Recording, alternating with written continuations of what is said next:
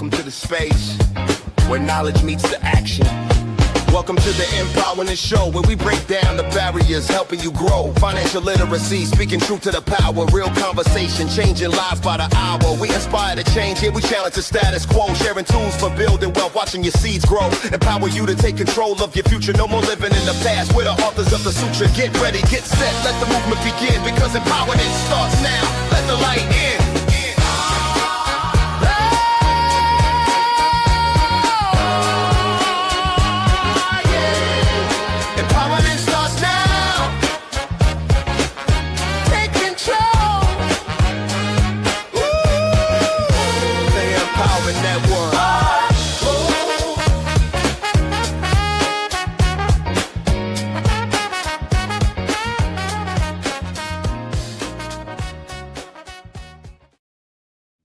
All right. Good evening. It's somewhere around 6 o'clock, and welcome to the Empowerment Show. My name is Kendall, and I am the host of the show. Always, we like to start the show off by looking for some things to be grateful for. As I was just explaining to my guests, is that I do this for the community. So this is my way of trying to give back. So I'm grateful to have the platform to be able to do that. Don't forget about the bus ride. So I got a young lady, and she's going to be coming in. Her name is RHONDA Thomas, okay? And no, she's not related to Booth, okay? Just so you guys know, not Wilkes Booth. But I'm going to bring her in right now. Hey. Hi, good night. How you doing? How you feeling? You great? Yes, excited to finally have this discussion with you. I'm glad to see that you're here. I tell you that. I seriously am. So let's get into it. Let's find out who you are. All right. So I know you got this psychology thing going on. So talk to me about it. And also, you know, there's a little caveat here. You're an author as well. Yes, I am. First time. What is it? What is it called? Fall in love with self. Yeah. With yourself. Yeah. I do my research. Yeah. All right. So let's get into it. Tell me who you are. Talk to me about the psychology. Tell me about the books. I want to hear about the husband, the kids. I want to hear it all. You want to hear it all. And I know the first time we met, and I was trying to tell you all, you was like, no, don't tell me anything. Don't wait. And that was the first time anyone has ever told me that. Like, I don't want to know about you now. Tell me later. So here's the later. As everybody's seen on the screen, my name is RHONDA THOMAS-BOOTHE, not related to the other Booth, because this is the last name Booth, derived in Jamaica with the E, with E. When you spell it, don't forget the E. Originally, I'm from Barbados, a small island in the Caribbean, 166 square miles. And love my home, the land of sun, sea, and just beautiful people. I have been married for 30 years to the same person with 3 kids. Hey, you know, hold on, you know, that deserves some sort of a recognition. So let's give some sort of recognition for that. All right, okay, because 30 years, that's a stretch. I know, because my wife and I are at 30 years. So I know the trials, tribulations, and how difficult things can be. And to get to the other side, as they say, and here you are at this point in life, it's a blessing. So it is truly. Let me let you continue on. Do you have any children? Yes, I have three kids. So I shouldn't even call them kids. 2 are adults. My oldest daughter is 24. My son, he is going to be 20 next week. And my youngest is 17 years old. So as we get excited when we hear those ages, like they're out the door, I want my kids to stay around as long as possible. I'm not looking for my kids to be out there trying to struggle in the economy that we have. I grew up in a household where we stay together. You know, we stay together. The adult children look after the parents. So it's not a norm for us to push the children out as soon as they get to a certain age. So my thing to them, stay as long as you want. When you think you're financially able to afford the good things in life, because that's what I'm going to call it, the good things in life, then you can move on, you know. So, and a little backstory on the education part. When I first came to America at the age of 17, it was to go to college. Okay. And I didn't get to college until I was in my 30s, well, maybe Wow. 40s. It was a dream deferred. Wow. And Okay. if you remember Langston Hughes' dream, that dream deferred, it Mm-hmm. festers and that affects your mental health because you have a dream. And when you have a dream and you can't even attain or even have even steps or even a journey to accomplish that dream. Many times I started school and had to stop for various reasons. The last one was my son. I was pregnant with my son. When I was finally happy to go to college, I could skip through the doors and I was excited. I'm going to be a college graduate. And when I found out I was pregnant with my son, the doctor said either it was school or my job. Because of some medical issues, I had to give up college and focus on work until it was time for bed rest to be, you know, in order to give birth to him. So when that dream, you know, went away, I became a mom. I became that mom that my mom wasn't, because she had certain reasons why she couldn't be that mom to me. And I understand, we understand, you know, growing up tough, but I didn't want to do that to my kids. I wanted to be that full-time mom. I wanted to raise my kids. I didn't want them in daycare, and everybody's not privileged to do that, but I gave up just to do that. I gave up a job in New York City that was paying me a lot of money to stay home with my kids. I wanted to raise my kids. So when I was able to go back to school in 2017 at the urging of a mentor, and I guess later on we'll talk why mentors are so important in our community, in the Black community or the people of color Mm-hmm. community, why mentors are so important. Because after not going back to school, I figure I'm a mom. I'm going to settle into this mom thing, raise my kids, eventually go back out to work. It was still eating at me. That educational part was eating at me all the time. I found myself reading different types of books and just reading. And when I was able to go back to school in 2017 at the urge of my mentor, I started Mm-hmm. with my associate's degree at the local college doing social sciences. And then after I graduated with my associate, she said, "You're not finished. You need to go back. You need to go back." And I was like, "Well, I'm a college graduate now. Why do I need to go back to school? I got it." And she was like, "No, you need to go to higher ed. Associate's level is an introduction to your higher ed. You got to go higher." And I was a little hesitant, and I was like, you know what, maybe she has a point, because I did some research and realized that the associate's degree, even you have that, if you really want to go further, you have to grow some more. So I Mm-hmm. went on and I got my bachelor's in psychology. And the reason why I chose psychology is, for years my daughter would say to me, "Mommy, people are so comfortable talking to you. They feel at ease to give you a story." She was always with me, and people would stop and start talking, telling me their life story, and I would listen, and then I would give them suggestions on what they should do next. And like, people just love to talk to you. Even her school friends would come with their problems, and they always wanted me to be in our home, not because of the fashion, but also for me to talk to them. And she would always share my suggestions with them. And she was like, "Mom, you should be a counselor. I want you to go back to school. Maybe you should be a guidance counselor, because our guidance counselor at school she's not good." Right. And it broke my heart to hear my daughter like, the guidance counselor is there to help you. So that was the reason why I went back and studied psychology.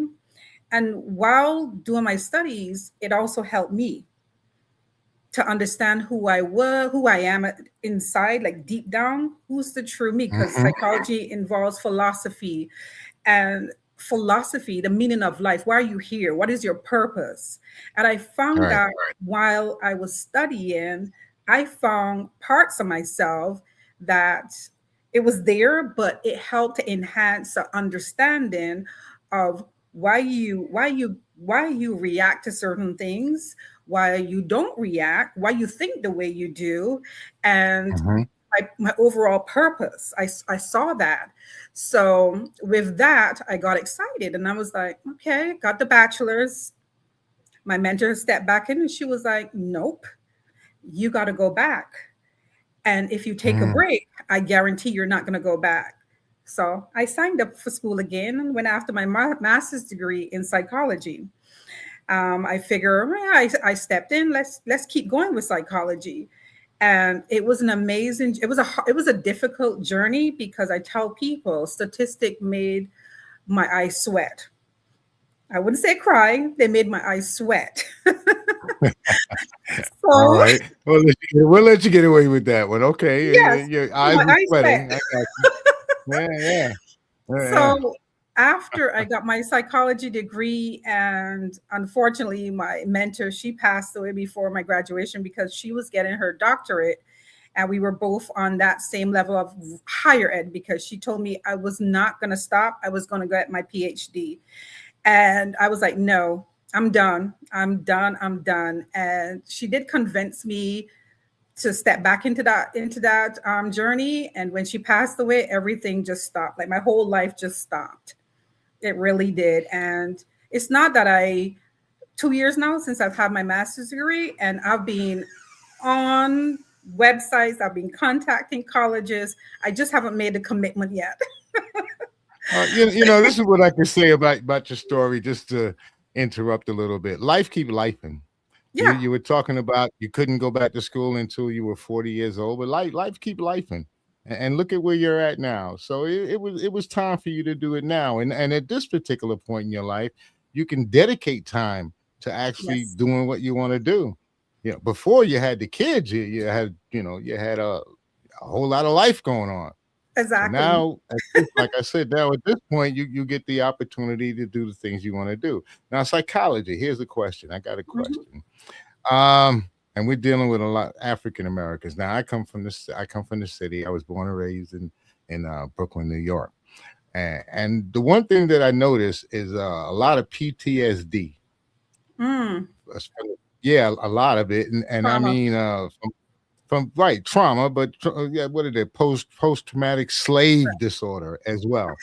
You see, I've seen a lot of that as well. Yes. And how can we combat this? I mean, I'm along the line of Frederick Douglass. I'm not the guy to hang out with Booker T. Okay, yeah, all right. Frederick Douglass was my man. You got me, Booker Yes. T. Yeah, yeah. So I'm about improving our people and doing Yes. things to help us grow. And mental Yes. illness is a big problem, and a lot of it is due to trauma. Yes. And a lot of the trauma that we experience in our community is adverse childhood experiences. It's the experience we had as a child and most likely went unhealed because we didn't, therapy wasn't afforded to us. We thought therapy was this higher level that only certain people would enter. So a lot of our traumas was dealt with in church. And I'm not saying anything is wrong with church because spirituality is a part of the dimensions of wellness. Hmm. Religion is something different. So a lot of our traumas were dealt with in the church as being quiet, and not to bring shame because there were stigmas when it came to mental health. There were stigmas. So all those stigmas quiet our trauma. It didn't quiet our trauma. It pushed it down. So as we become adults, as we're growing and we're becoming adults, that trauma increased because we had triggers, and because we never learned how to manage those triggers that would go in and bring those traumas out of us.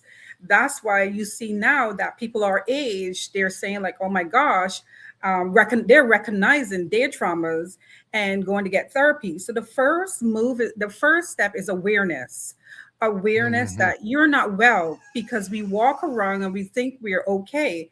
Because how many times you hear people say, I'm okay, I'm okay. And then deep down, they're not okay because you don't recognize that you're not okay. And it's okay not to feel okay. So the strength, we have this amazing strength. Yes, because as you said, we were hard back. You can beat us, you can pound us down, we still rise. But when it comes to mental health, you can't think that way. You cannot think that you're going to be strong and deal with your mental health. I thought that I could handle my mental health perfectly. I'm fine until I couldn't.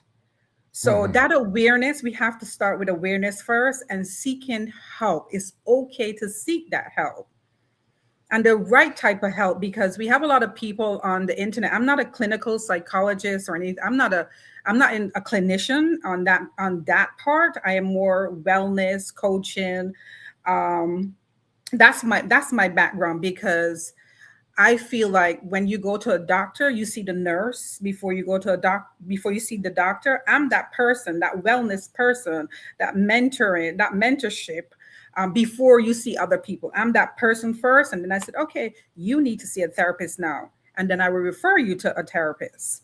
I didn't go that route because I wanted to more teach. I wanted our people to understand that I'm available. I'm the you can access me through many means, and we can talk. For years I mentored. I didn't charge anybody for mentoring. People talk to me about their problems, and we talk therapy. I call it talk therapy because sometimes people want to vent. You've had things inside you so much, you just want to talk it out, and sometimes you feel better. And I said, after that, you have to follow up with someone if you need more help than I can give you. So we got to recognize, we have to recognize that we're not okay. We really do. And seek help. Seek help. So what would be some of the signs? How a guy walks into your office or tries to get in contact with you because he feels that he may have a mental illness. What are the signs? How do you determine whether he has this illness or not? Well, assessments. I don't do clinical assessments, but if you say to me, I am getting up every day, I feel hopeless, I don't want to go to work, I don't want to function, that's when I will tell you, you need to see a psychologist, a therapist, to do assessments, because in their office, they do various assessments to see the level that you're at. And that's where you would get that help. If you say to me, my part is, if you say to me, Rhonda, I want to set a goal to do better. I want to feel better. Right now, I'm in a place where I know that I want to do better with eating. I want to do better exercising. I want to do better being happy, because I don't feel like people around me are supporting me when I do stuff. That's the part I come in to help you build goals and boundaries. Because if you're a person that's constantly giving of yourself, and you're constantly giving and you're pouring into others and you are drained, that's when I step in and I start you on those boundaries. It's time to stop. It's time to take care of yourself, because you can't be given so much of yourself when there's nothing. You're pouring from an empty cup. So if your cup is empty and you're pouring out empty, you're not serving your purpose. You're not serving anyone. So that's the part where I come in to help you build those healthy boundaries. I like the way you set that up with the BB, mind over matter. You know, we used to have the saying, mind over matter. Yeah, okay, but if you don't have a mind, it doesn't matter. Don't matter. And sometimes, and I would say sometimes we focus on the matter so much that it affects the mind. And our mind is such a beautiful organ. It's just a beautiful organ. Like our brain, I'm a very, you'll see that I'm a nerd because when we talk about the brain, I get excited because it's such a wonderful organ that when I was studying positive psychology, it opened up my mind to see that you can change the way you think.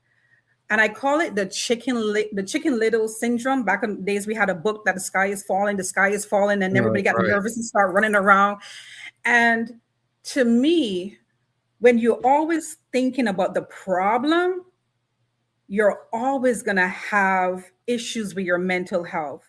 When you start thinking about the solution, you're going to walk around a positive person, because here's a problem, here's a solution. You combat it one time. Everybody can't think like that. But if you take slow steps, you get up. I have a headache, or my back hurts. Thank goodness I can breathe. Thank goodness I can breathe. So I always flip the switch whenever I feel in that, especially I know I was listening to the nurse last night on one of your shows as I was doing some research as well. Oh, Connie. Yes, Connie. And she was talking about menopause and perimenopause. And these are things that way back, we called women were hysterical. And we locked women up. We put women away because they were hysterical. Women were experiencing menopause and perimenopause. And now I am seeing what that feels like, because again, to understand someone, you have to walk in their shoes. And that's, to me, that's lived experiences is one of the best teachers in life, because you understand and therefore you can relate. So when people I'll go back to the perimenopause, our minds change again, because I don't feel like getting up. I don't feel like working. I don't feel like talking to anybody. I don't want to eat this. You hear all the I don't want to's. The heat flashes, everything is going on in your body. And this is where you have to tell yourself, you can do this. I can get up today. I may not want to do laundry, but I'm going to go outside. I'm going to do something. You always have to be in your head telling yourself you can do it. And this is where the mentorship comes in, because our young people, they've never had people telling them you can do this. They've never had the opportunity, because if you look at certain demographics of people and where they live, and you take that one kid out and you expose that kid to music and art, and you see the wonderful things this one kid did, and you go like, oh my God, because he's never been given the opportunity. There was nobody in his corner saying, you can do this. So that's where my mentorship comes in. I inspire kids. I motivate them to do whatever their heart desires. No, you should have been around. I met you a little too late. A whole lot of years too late, because I happen to be one of those people that fell into the system, if you want to say. I have developmental dyslexia, but that wasn't found out until I was around 13 years old. So if you can imagine going through the school system, not being able to read and write, it becomes a difficult thing. But exactly. we overcome it. And like you said, a mentor. I end up getting a mentor.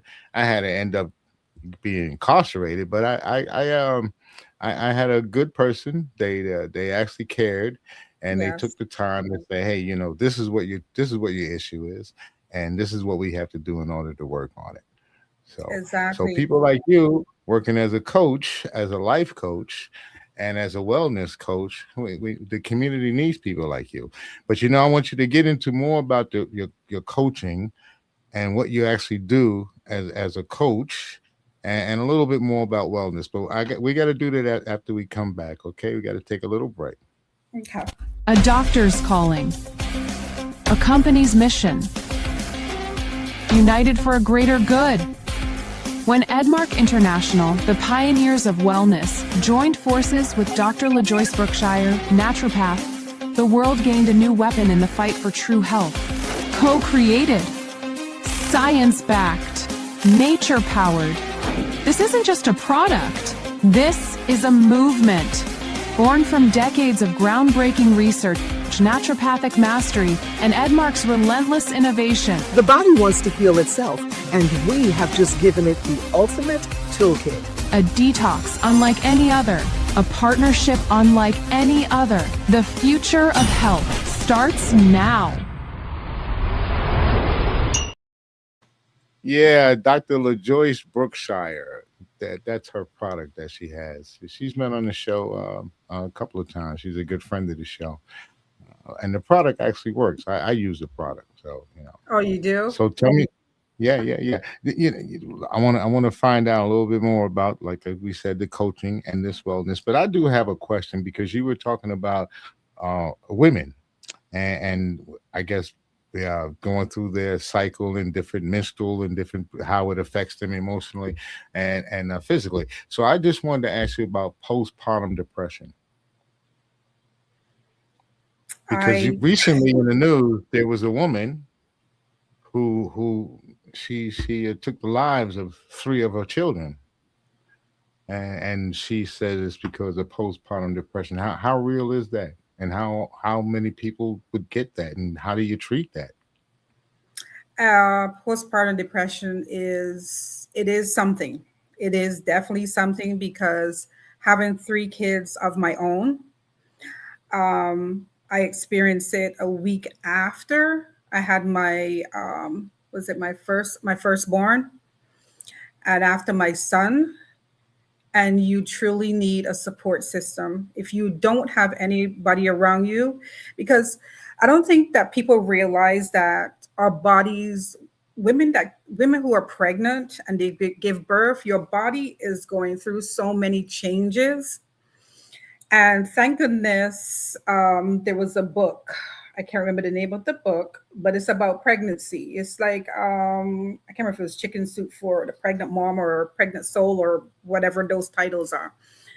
Mm-hmm. But it helps you to understand the changes in your body. Because if I didn't have my mom after I had every one of my kids, if I didn't have my mom, I don't think I would have been I'm saying that I don't think I was able to handle it because I have my mom, I have my sister-in-law. I had a team of people around me because I had 3 C-sections with each kid. And your hormones, when the child was removed from my body because I said I had a C-section, your hormones drop so fast that sometimes the body can't keep up with the drop in that hormone. And for people who might have had some mental health issues before and dropping those hormones, it could be detrimental to a lot of women. I was crying. I was literally crying after my mom left because, one, I couldn't touch my daughter. She was so small. I was scared that I was going to hurt her. So I was crying. I was crying that I might hurt her. And that fear, I just built up a fear that I was going to hurt my child, that it affected me so much that I couldn't touch her. I could not touch her because I was scared that I would hurt her. So my mom was here when she needed to be breastfed. My mom would bring her to me. She'll take her back. So that's how I bonded with my daughter, because she would breastfeed and then my mom would take care of her. And when the crying started, I couldn't take it. Your mother, she played the doula role, or the midwife. Yeah, she played that role. She played and I that guess that's role. Right. I guess that's what you needed. That someone that understood you, that knew you, that know how you feel, and that comes from experience of being around that person for such a long time, that she was able to give you the proper advice and care that you needed. So is that what you do in your profession? Well, I haven't had anybody who came to me with any moms or any women who were pregnant and came. No, I never had any moms on that level. I've never had anybody. So most of my mentorship and life coaching are with the youth, and the adults come to me more for growth. They want to set goals. And they're having difficulty setting goals because maybe we want to go back to school. So I see women on that aspect, want to go back to school, want to change their profession. So how do I go about changing my profession, or how do I go about enrolling in school? What do I study? So all these questions, like if you've never been to college, you're 30 now and you want to go back to college, you're 40 now, you want to go back to college. What are the steps? How can I feel okay in the classroom without feeling shame or guilt? So over all the feelings. We gotta go through all the feelings, dismiss all the stigmas that you think about older person going back to school and possibly, failing, because we are all afraid of failure. And I try to get into your head in that manner to tell you, like, no, you have to be positive about where you want to go. So we can write down goals. We can write down how you're going to achieve those goals. So that's one of the ways that I work. And those who want to go back to school, then for professional people who want to go back to work or change their profession, I review resumes or I help with the resume writing. I also look for jobs that might be aligned with them. I say, how about this type of job? How do you feel about that? Or give me some ideas of where you want to be in the next 3, 4, 5 years. So that's how I look at that. People come and say, well, I want to start eating well. I want to start exercising. And one of the things, again, physical wellness is very important for your mental health. So small steps. Everybody, I have 2 marathons underneath my belt. So everyone doesn't want to go out there and run a marathon, but you can walk, you can climb stairs. Small steps. You don't have to go running. You can walk.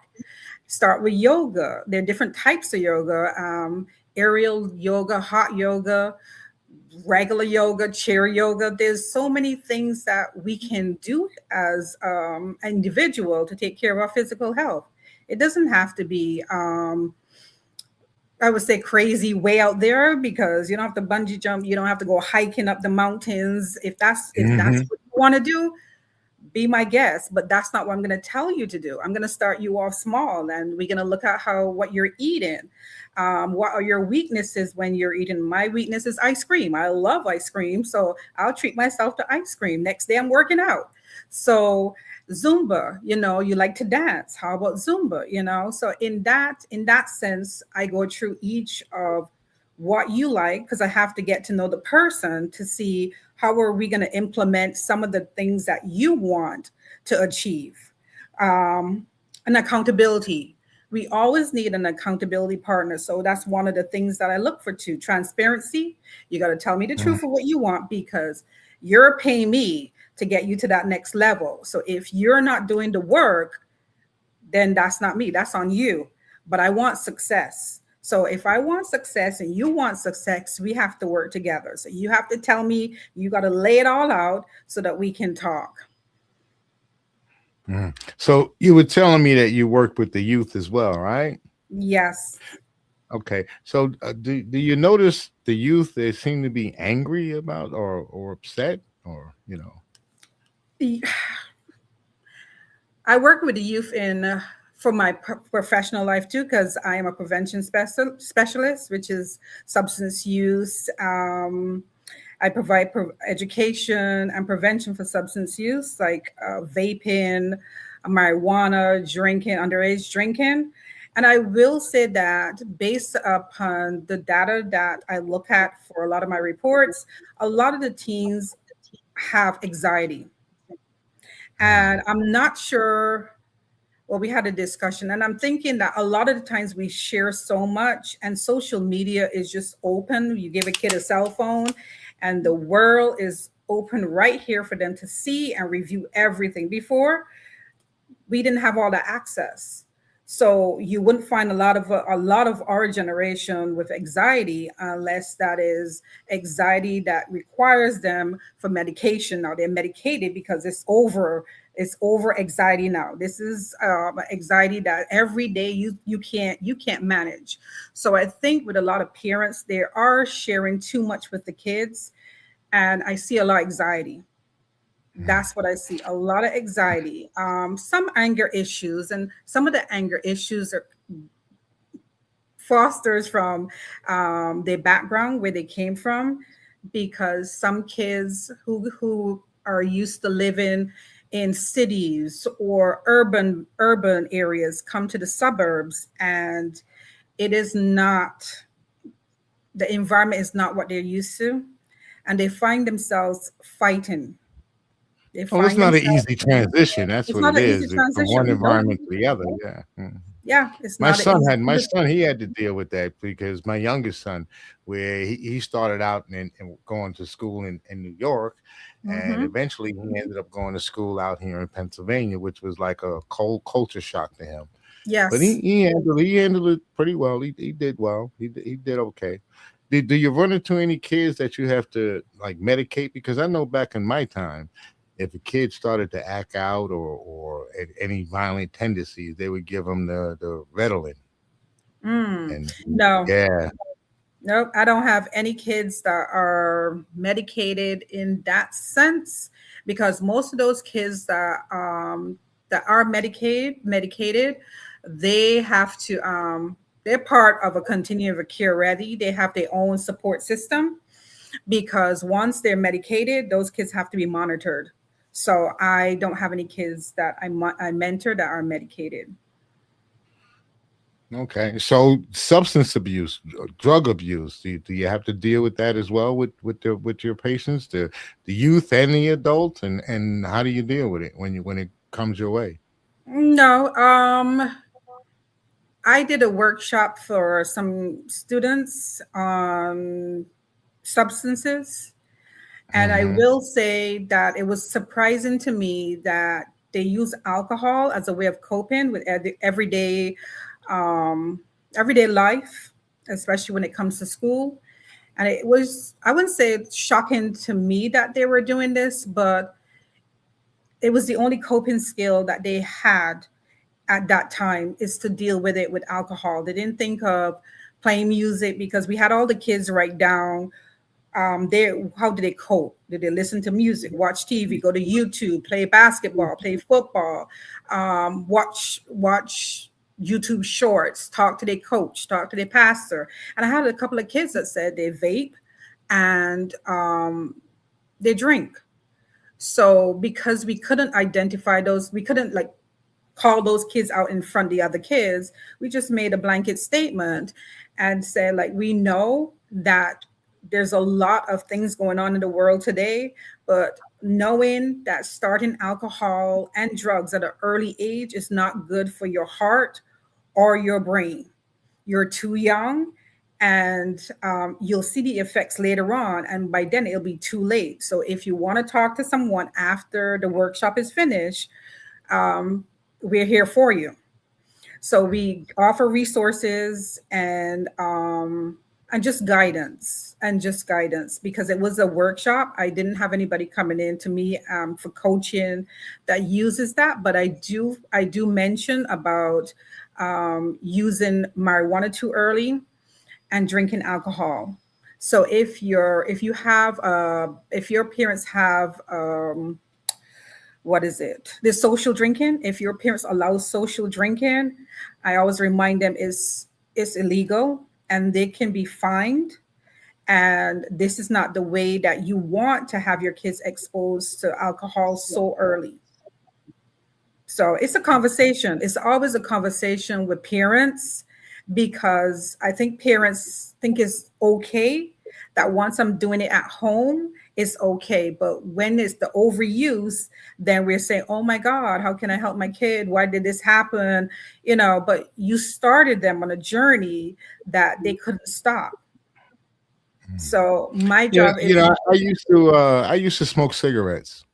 And mhm, I quit a long time ago, but I used to smoke cigarettes. And the way I started smoking cigarettes is that my mother would give me a cigarette and tell me to go mhm. light it for her. Go to the stove and Yep. light it for her. So Yes. that was like the beginnings of me smoking cigarettes. I can attest to that. Yeah, but with what you do, how do you manage? What resources do you have? Do you get government assistance, or how do you deal with it? Well, in Financial? my business itself, I don't have any of that. Like I said, I don't have kids that are vaping and smoking. I just provide resources if it comes up. But through my professional work, I do have lots of resources for the community that I share, and websites that I share, and quit smoking um, resources and a helpline. So for the community, I do have lots of resources that I share, brochures, providers, trainings. So the schools get a lot of trainings through the grant that I manage. Okay. Now, you know, I met you guys at an event. So how often do you actually go out and do events? That was my second event. I have Harlem Book Fair coming up in at the end of the month. So as I'm searching as a new author, I am searching for places to go and talk about my book. Some people are sending me different events that I can join to share my book, because my book was released in May. So far I've been outside and selling it from the back of my car. I think that was the third event, the NCNW state event. That was my third event with my books. It's been going great so far. I can't complain, because it's beyond my wildest dreams. This book is beyond my wildest dreams.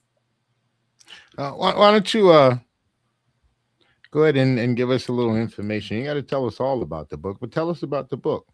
Isn't there two books? No, it's one. Oh, just the one. Okay, one. Just the one book. Yes. Well, tell us about that book. So this way people can go out and they can purchase it, and then it becomes the #1 bestseller. So why don't you tell us a little bit about the book? From your ears to the world.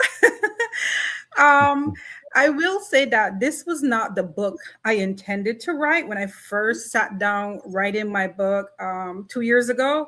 This was not the book I intended to write. I was starting off with my traumas. I was thinking like, okay, I should write about when I first came to the US and as a 17-year-old coming from Barbados, and how it was a cultural shock. And I was like, I think people have heard that before. I'm not the only immigrant that came. I'm not the only person that experienced cultural shocks. And I put it down because I got like that brain, like, I don't know where I want to go. I know what I want, but at that time, I couldn't see a vision yet. And I prayed about it. I was like, God, you put the words in my head. So you want me to do something, but I'm not clear. The vision isn't clear as yet. And I'm a person who get creative at night. So 2 o'clock, 3 o'clock, 4 o'clock in the morning, I'm writing. Things come up. If I'm sleeping, I pop up. I keep Post-it notes and notebooks by my bed, and I get up and I write. Whatever comes to my head, I write it down. And I gathered some Post-its, and I'm looking at the Post-its, and I'm like, love. And I'm like, I'm in a place where I need to love myself, because my body's going through things.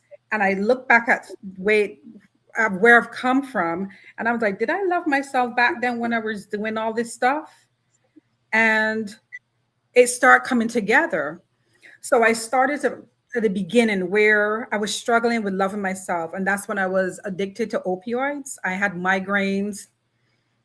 And the pain was so much that when I was given oxycodone, and I was so happy. The pain went away and I was so happy. I was like, oh my gosh, this is amazing. Well, too much of a good thing is not always great. So I found myself dependent on that oxycodone. I was taking whenever I felt like a pain, or it could not even be a pain. I just found myself taking more and more and more until I couldn't stop. And I wanted to talk about that journey. So that was the introduction to my book. A letter to myself, realizing that I was loving a pill and not really loving myself. And then did that take you through any depression? Did you go through any depression stages because of it? Yep, I sure did. The last straw of the depression was I was in the Bronx. I was living in the Bronx at that time. And I sat in a window. I just remember sitting in the window because again, the stigmas throughout the years, I blocked it all out. I blocked it all out because it would bring shame to my family. I came to the US and here I am on pills and suicidal, and what was wrong with me? And I sat in the window to end it all because I needed the pain to stop. The noises in my head were getting louder and louder, and I just couldn't take it anymore. And I wanted the noise, I wanted the pain to stop. And when I was about to leave the ledge, my husband pulled me back in. And he was like, this has to stop. He was like, this has to stop. This stops right now. And he locked me in a room. He locked me in the bedroom. He took the pills away. He emptied out all the pills. And he was like, this is stop. You need, this is going to stop right now. And I just remember the look on his face. And that was it. That's all I remember. That's all I remembered was that look on his face. And then throughout the weeks, I don't know how many weeks or how many months, I don't know. I was just talking to people in the room. People were in the room talking to me, and apparently they weren't there. I was talking to people that weren't there. And his sister came and she prayed. She came over, she fed me, and it was a dark time in my life. It was a very dark time in my life, and I did not want to be here. I did not want to be here. The pain was too much.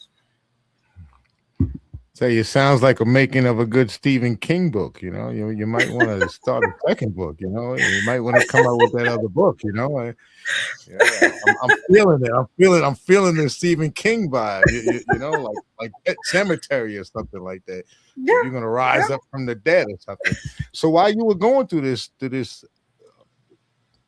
debacle, were you in denial? I will say that, yes, I was in denial. And I think at that time, when I hear mental health, now that I understand mental health on a whole different aspect, it's like your brain is hijacked. It's not yours anymore because now the pills and all the voices are controlling your brain now because you have no control. Your whole body now is here telling your body what you should do. And you have no control. So at that time, I'm like, I didn't even know. I didn't know. I did not know. I just know I was happy because the pain was gone.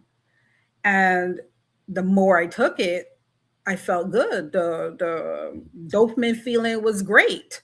That dopamine feeling was great. And I had to find, after he took them away and I came out of it, prayer and support got me out of it, because who at that time knew where to take me for mental health? None of that stuff existed in the 90s. None of that stuff existed for us in the 90s. I was in the Bronx. So none of this stuff existed. So it was cold turkey. It was cold turkey. Stop these pills.